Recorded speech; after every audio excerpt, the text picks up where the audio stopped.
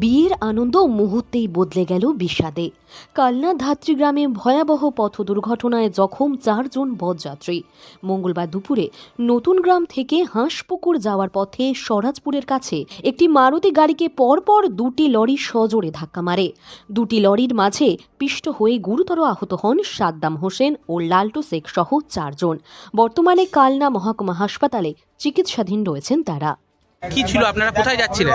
আমরা বিয়ে যাচ্ছিলাম। কোথায় যাচ্ছিলেন বিয়েতে?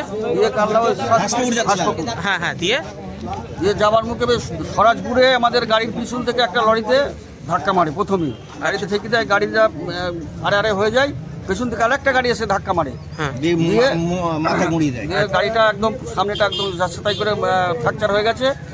আমাদের লোক কিছু নামাই পড়ে গিয়েছিল, ছিটকে পড়ে গেছে। আপনাদের মোট কজনের লেগেছে? আমাদের লেগেছে 3 জন 4 জন, ড্রাইভার নিয়ে 4 জন। 4 জন? হ্যাঁ 4 জনের লেগেছে। আচ্ছা, আর ওই দিয়ে এখন আমার তো হসপিটাল। আর বাকি সকলেই কি ভর্তি হয়েছে নাকি?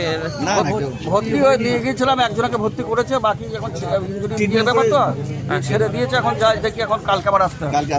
কি নাম আপনার? আমার নাম খবির আলী শেখ।